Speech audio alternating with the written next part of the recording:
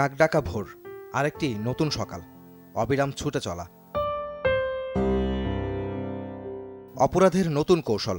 খবর আসে সময় সংবাদের কাছে, নগরীর একটি পরিবারের সর্বস্ব লুটে পালিয়েছে গৃহকর্মী পরিচয়ে এক নারী।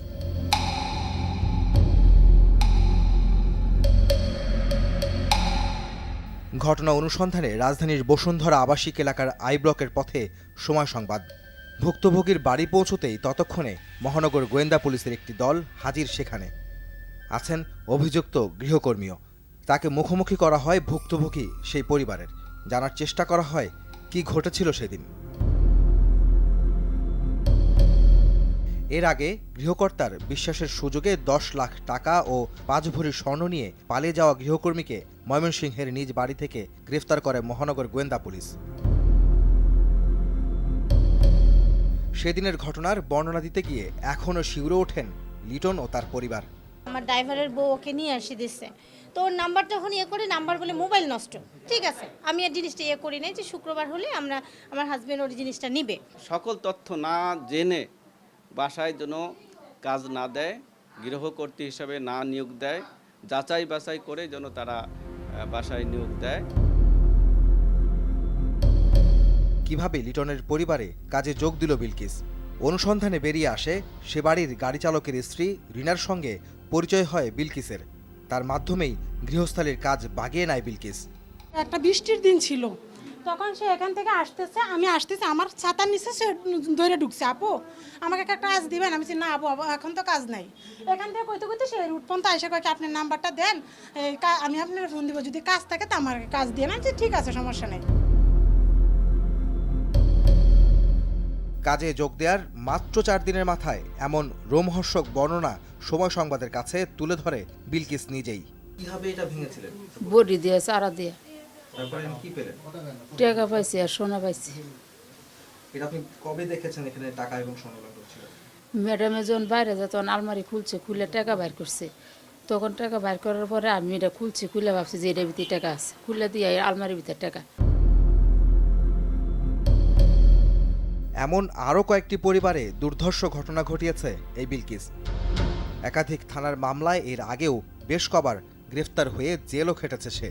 মানুষের বাসা থেকে কাজ করে টাকা পয়সা চুরি করে নিয়ে আসে, এই কারণে আমরা 2-3বার অ্যারেস্ট করে নিয়ে আসে। এইবারও সে আরেকজনের বাসা থেকে টাকা নিয়ে আসে, অনেকগুলা স্বর্ণ গহনা লিয়ে এসে আর পরে এখন আবার ডিবি পুলিশে ধরে নিয়ে আসে আমার। অভিজাত বা বিত্তশালী পরিবার টার্গেট করে কাজে যোগ দেওয়ার মাত্র 2 থেকে 3 দিনের মাথায় কখনো কখনো কাজে যোগ দেওয়ার দিনই সুযোগ বুঝে অর্থ সম্পদ লুটে পালিয়ে যায় গৃহকর্মীর পরিচয়ের আড়ালে থাকা অপরাধী চক্র।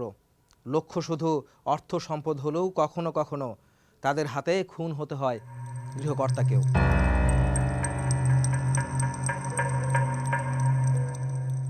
গেল বছরের 10 ফেব্রুয়ারি রাজধানীর মিরপুর রোডে সুকন্যা টাওয়ারের নিজ ফ্ল্যাটে খুন হন ইডেন কলেজের সাবেক অধ্যক্ষ মাহফুজা চৌধুরী পারভিন।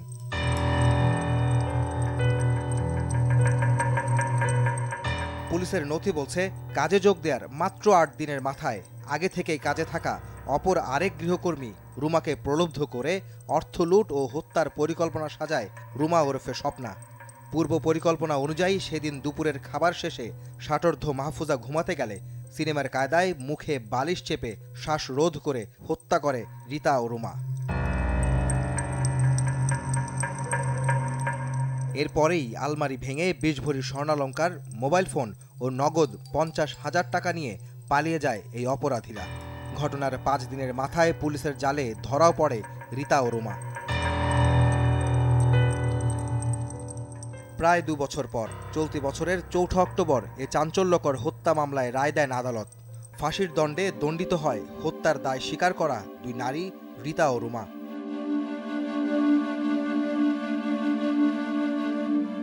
মাকে হারিয়ে গভীর শূন্যতায় সন্তানরা। যেহেতু আম্মা অসুস্থ, একটু সিক ছিলেন, তো ওনার সেবা করার জন্য 3 জন কাজের লোক ছিল ওই বাসায়। তার মধ্যে যে মেইন যে 2 জন ঘটনাটা ঘটালো, তাদের মধ্যে একজন 1 থেকে 1.5 মাসের মতো ছিল বাসায় পুরানো। আর মেইনলি যে প্ল্যানার, যে হচ্ছে প্রথম থেকে একটা ইল মোটিভ নিয়ে বাসায় এসেছিল। বিকজ ইল মোটিভ বলবে এই কারণে যে সে ঢোকার সময় তার নাম, অ্যাড্রেস, বাবার নাম সবই ফেক দিয়েছিল।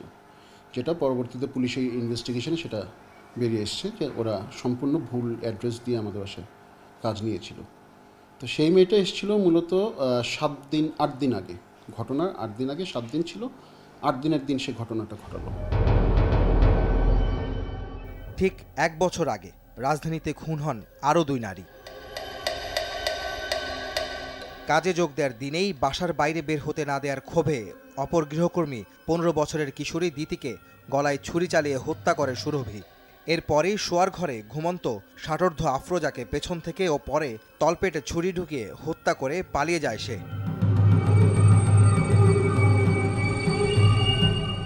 দুর্ধর্ষ এই হত্যাকাণ্ডের মাত্র 2 দিনের মাথায় অভিযুক্ত গৃহকর্মী সুরভি সহ 4 জনকে গ্রেফতার করে পুলিশ।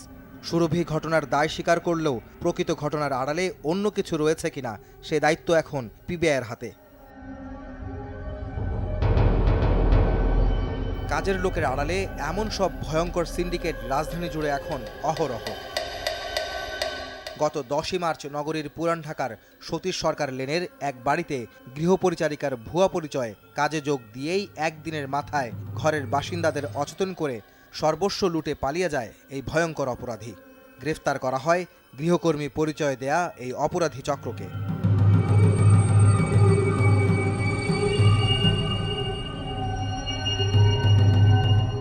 ঘটনার অনুসন্ধানে গ্যান্ডারিয়া থানায় সময় সংবাদ। বের হয়ে আসে একের পর এক এই চক্রের বড় বড় অপরাধের তথ্য। একটি অপরাধ শেষ করতে না করতে এরা ঘটায় আরেকটি বড় ঘটনা। এমনকি এই সিন্ডিকেটই 2016 সালে রাজশাহীর রাজপাড়া থানা এলাকায় কাজ নিয়ে একটি বাড়িতে ঢুকে একদিনের মাথায় পরিবারের সবাইকে চেতনানাশক প্রয়োগ করলে গৃহকর্তা আব্দুল হান্নান মারা যান।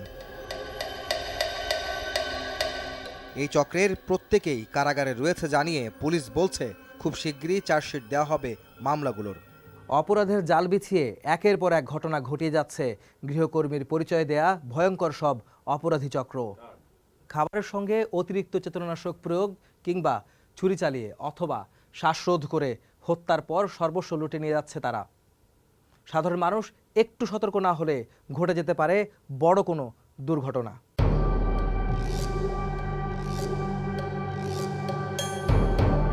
লুটপাট ও হত্যার আড়ালে ঝাঁপিয়ে যায়নি শিশু নির্যাতনের ঘটনাও। এবার সেসব ঘটনার খোঁজে সময় সংবাদ। কুষ্টিয়া জেলা শহর। অন্যদিনের মতো চিকিৎসক দম্পতির সেদিনটিও শুরু হয়েছিল স্বাভাবিকভাবেই। কর্মক্ষেত্রে যাওয়ার পর দিনের কোনো এক সময় কৌতূহলবশত নিজ মোবাইলে বাসায় থাকা অত্যাধুনিক সিসি ক্যামেরায় চোখ বুলাতেই দেখতে হয় নিদারুণ কষ্টের দৃশ্য। গৃহকর্মীর হাতে নিজ সন্তানকে নির্যাতনের ঘটনা সরাসরি দেখেও হতবিহ্বল বাবার কিছুই করার ছিল না তখন।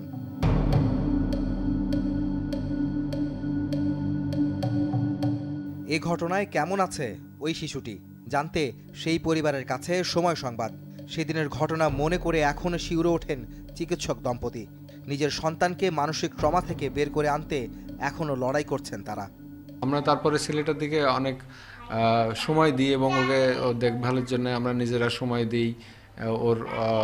ওর যে দৈনন্দিন যে কার্যক্রমগুলো ওগুলো আমরা নিজ হাতে করা শুরু করি। কিছুদিনের মধ্যে ও এই অবস্থা থেকে রিকভারি করেছে।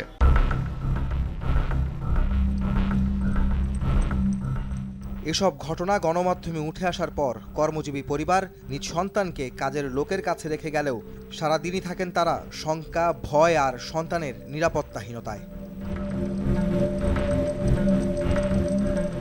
কতটা নিরাপদ কর্মজীবী বাবা মার শিশু সন্তান, তার খোঁজে সময় সংবাদ। এমনই এক কর্মজীবী দম্পতির সাথে পরিচয় ঘটে সময়ের এই প্রতিবেদকের। কথা হয় কি করে পারছেন নিজ সন্তানকে কাজের লোকের হাতে রেখে পার করছেন কর্মময় সময়। নিরাপত্তা ঝুঁকি তো একদম 80% থেকে 90%ই থাকে আসলে, কারণ যতই পরিচিত হোক, অনেকদিন ধরে কাজ করুক, কারণ বাইরের সবার সাথে তো এদের যোগাযোগ থাকে, অনেক ধরনের মানুষের সাথে এরা মেশে। কখনো অনেক ভালো হলেও দেখা যায় অনেক বছর কাজ করার পরে এদের মধ্যে একটু চেঞ্জ আসে। রয়েছে মুদ্রার উল্টোপিঠ। শুধু গৃহকর্মী দ্বারাই আপনার আমার ঘর অরক্ষিত তাই নয়, কখনো কখনো গৃহকর্তা দ্বারা গৃহকর্মী নির্যাতনের শিকার হয় এই সমাজে। এমন ঘটনা চোখ ঘুরালেই আপনার আমার আশেপাশে অহরহ। রাজধানীর মোহাম্মদপুরের স্যার সৈয়দ রোডের একটি বাসায় 12 বছরের শিশু সন্তান জান্নাতীকে কাজে দেন হতদরিদ্র বাবা মা। জন্মের সময় শিশুটির নাম জান্নাতি রাখা হলেও শিশু বয়সে এ শহর তার কাছে ছিল দোজখের চাইতেও নির্মম। গৃহকর্তার অমানসিক নির্যাতনে গত বছরের অক্টোবরের শেষ সপ্তাহে মৃত্যুর কোলে ঢলে পড়ে জান্নাতি। এ ঘটনায় হত্যা মামলা দায়েরের পর গৃহকর্তা সাইদ আহমেদ ও রোকসানা বেগমকে গ্রেফতার করে পুলিশ। এ মামলায় চার্জশিটও দিয়েছে মোহাম্মদপুর থানা পুলিশ। এবার মোহাম্মদপুর বিহারি ক্যাম্প। সরু অলিগলি পেরিয়ে ছোট্ট কুঠিরে আরেক দরিদ্র পরিবারের দুয়ারে সময় সংবাদ। 10 বছরের সুমাইয়া 22 দিন ক্ষতবিক্ষত শরীরের চিকিৎসা শেষে বাড়ি ফিরেছে মাত্রই। তখনও কাঁচা ঘায়ের যন্ত্রণা অনুভূতিতে মিশে রয়েছে তার। চা দোকানি বাবা আর গৃহকর্মী মা পড়ালেখার খরচ চালাতে না পেরে মেয়েকে দিয়েছিলেন পরের ঘরে গৃহকর্মীর কাজে। কি ঘটেছিল তার সাথে জানতে চায় সময়ের এই প্রতিবেদক। 7 মাস আগে কাজে গেছি, কাজ দেরি হতো, মারধর করতো, ঘুম থেকে উঠতে দেরি হতো, মারধর করতো, সবার সাথে রাগ করতো, এরা কামড় ঢেলে মারধর করতো। মারধর করার পরে আমি মাকে বলি যে আন্টি আমার মাকে চলে যাবো, তা আমার মার কাছে আসতে দেয় নাই। তারপর এই নিয়ে আমাকে কাজ করতে হয়। আমাকে অনেক জোরে জোরে মারধর করতো, লাঠি দিয়ে, স্টিলের খুন্তি দিয়ে, ডালকুটি দিয়ে, গরম পানি ঢেলে দিত মাথায়, গোড়ামরিচ ঢেলে দিত। আমার মার সাথে ফোনে কথা বলতাম, আমার গলায় ছুরি দিয়ে রাখতো। তার কাছে আমি ফোন দিছি, কইছি আপু আমি বাচ্চা দেখতে আইমু। হ্যাঁ কি বাচ্চা দেখতে আই পারবো না, করোনা ঢুকবো, আমার মাইয়া বুবা করোনা ঢুকবো, আইতে পারবা না তুমি। তারপরে আমার মাইয়ারে হ্যাঁ মায়ের দূর করে একদিনও বলে নাই। আমার খালি আপনার মেয়ে ভালোই আছে, আর আমি মেয়ের সাথে যখন কথা বলি তখন হ্যাঁ আমার মেয়ের গলা ছুরি ধরে রাখে। ম্যাডাম বলছে যে ওর মেয়ে হারায় গেছে। তখন আমরা ওর বাসায় গেলাম, ওই যে আমাদের দুর্ব্যবহার করছে আমাদের সাথে, ওই মানে খারাপ ব্যবহার বলে আমাদের ক্যামেরা দেখাচ্ছে যে ক্যামেরা দিয়ে মেয়ে চলে গেছে, ক্যামেরাতে মেয়ে চলে গেছে, মেয়ে কোন জায়গায় গেছে কইতে পারে না। গৃহকর্ত্রী দ্বারা গৃহকর্মী নির্যাতন কিংবা গৃহকর্মীর পরিচয়ে অপরাধ চক্রের বড় বড় অপরাধ। সমাজে ঘটে যাওয়া এসব ঘটনা নিয়ে কি ভাবছেন মানবাধিকার কর্মীরা? যারা এই ইনফর্মাল সার্ভিসটা আমাদেরকে দেয় তাদেরকে একটু শক্তিশালী করতে হবে, দক্ষতা বাড়াতে হবে, তাদের কিছু জ্ঞান দিতে হবে, তাদেরকে একটা জায়গা দিতে হবে, বিপদে গেলে সেজন্য ওই জায়গায় ফিরে যেতে পারে। আর এইভাবেই সম্ভব হবে এই যে কুচক্রির মাধ্যমে ঘরে লোক ঢুকিয়ে দেয়া কিংবা কু মালিকের মাধ্যমে, সেটা পুরুষ নারী সবাই হতে পারেন, গৃহকর্মীদের উপরে ফিজিক্যাল বা মেন্টাল টর্চার বন্ধ করা। শহরায়নের ফলে বাড়ছে নানা রকমের অপরাধ। আর এই অপরাধ কিভাবে ঘটছে আর কি করছেন আইন শৃঙ্খলা বাহিনী, প্রশ্ন ছিল তাদের কাছে। তো সে যেই কয়দিন 2 দিন 3 দিন কাজ করবে, সেই 2-3 দিন একেবারে সমস্ত মন প্রাণ ডেডিকেশন ভালোবাসা দিয়ে কাজ করবে, এবং এক্সট্রা যতটুকু সময় পাবে ততটুকু আবার গৃহকর্তা কর্তী ওনার মাথায় তেল দিয়ে হাত পা টিপে চা বানিয়ে খাইয়ে দিয়ে গল্প টল্প করে নামাজ রোজা করে খুব ভালো করে কাটাতে থাকবেন, যেন গৃহকর্তা কর্তী তাকে বিশ্বাস করে তার কাছে সমস্ত কিছু সঁপে দিতে থাকে। তো এই লুভি কাজের মোয়ারা এরা কিন্তু কখনই তাদের অরিজিনাল নাম ব্যবহার করেন না, কোন জেলায় বাড়ি তাও ব্যবহার বলেন না। এই জন্য আমরা নগরবাসীকে বলি যে কাজের মেয়ে আপনার জন্য অপরিহার্য হলেও তাকে ধরার জন্য যে সমস্ত জিনিসগুলো দরকার সেই জিনিসগুলো আপনারা ইন্টেলিজেন্ট ইনাফ, আপনারা সেই জিনিসগুলো টুকে রাখবেন, সংরক্ষণে রাখবেন, যদি কোনো দুর্ঘটনা ঘটে যাতে করে আমরা সেগুলোকে নিয়ে তাদেরকে ধরতে পারি। গৃহকর্মী হিসাবে নিয়োগ দিচ্ছেন কাকে, পরিচয় কি তার নিশ্চিত হয়েই তবেই কাজ দেওয়ার কথা বলছে আইন শৃঙ্খলা বাহিনী। একই সঙ্গে তার বৃত্তান্ত স্থানীয় থানায় জমা দেওয়ার মধ্য দিয়ে সাধারণ মানুষকে সতর্ক থাকার অনুরোধ ছিল তাদের।